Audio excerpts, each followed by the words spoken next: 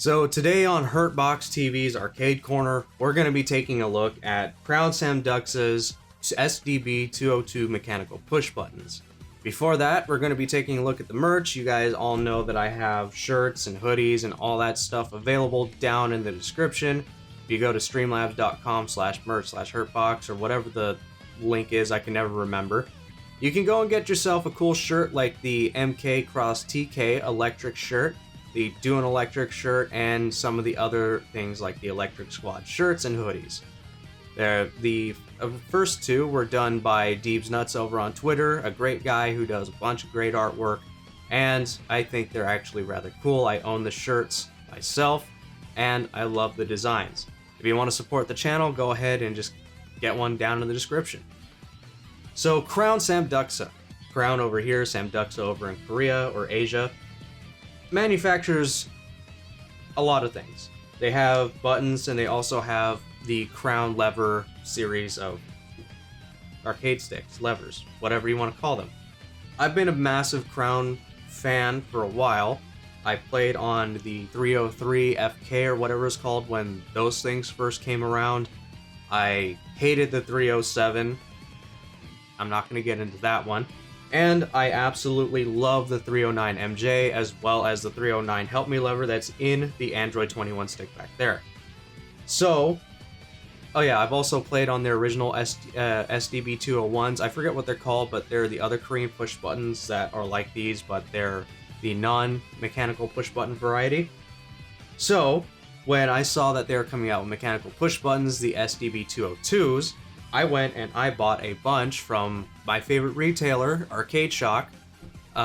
This isn't sponsored by Arcade Shock, I'm just saying I bought these from Arcade Shock. This is where I buy most of my stuff, if not all of it. And I'm going to, basically, we're just going to go down into kind of the technical and all that stuff about these buttons. So these things are using Speed Silver mechanical push buttons. They say that it is silent operation, which we'll talk about in a second. They use about 45 centinewtons of force, which is roughly 46 grams of force to actuate, I think it is. And then it gets into these things like 1.5 millimeters to actuate, and then to fully depress the buttons like 3.4 millimeters. There's a lot of technical stuff that I guess I should just say doesn't really matter to the whole video. You can see all that on whatever site you're buying them on. They should list all these specs. And so I'm just going to talk about how these things are. So mechanical push buttons aren't anything new to the channel.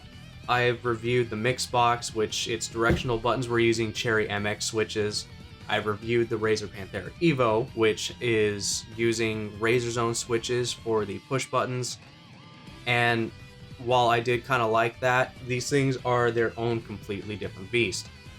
It seems that arcade stick manufacturers and button manufacturers are starting to get onto the trend of mechanical push buttons ever since Gamer Fingers put out theirs years and years ago. I still remember them kickstarting the original versions of those buttons.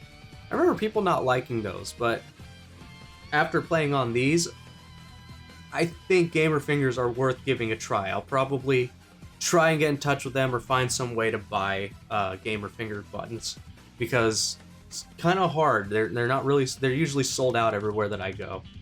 So let's get down into the 202s. So as far as silent operation goes, silent operation is for the most part true-ish, depending on how hard you hit the buttons. You're not going to be getting completely silent operation like you would with Sanwa's silent series of buttons in our arcade stick. You are going to get fairly quiet performance as long as you're not smashing on the buttons. These things can get pretty loud if you're hitting them, but thankfully, even at regular, not arcade stick or arcades level hitting of the buttons, they're a different kind of frequency. They're not as high pitched as a lot of other buttons are when you're pressing on them. I'm going to be doing a comparison of a bunch of different arcade stick buttons that I have. I have a great variety of them. They'll all be listed down in the corner when I do that, so you can kind of get a noise comparison between all of them. And I gotta say is that I do like the build quality. These things feel very solid. The one thing that I absolutely hate and what is driving me away from I can't talk, your typical push button is that I hate pushing the tabs on Sanwas and Seimitsus.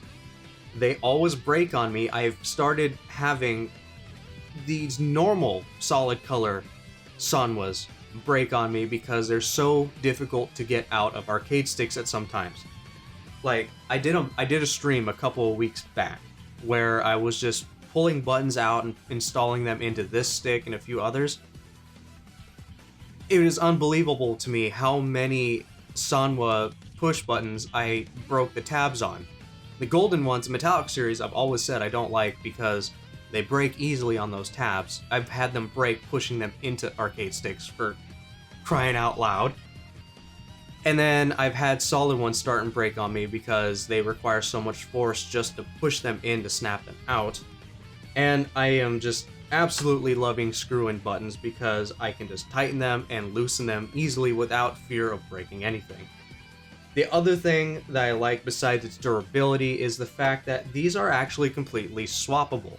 They're not soldered onto a PCB like you would get from Razer's Panthera Evo, and it's not like Paradise Arcade Shock's, their OBS-X series, I think it's called, the swappable Cherry micro switch or Cherry mechanical switch buttons for Sanwas. You can actually swap those out with Cherry switches.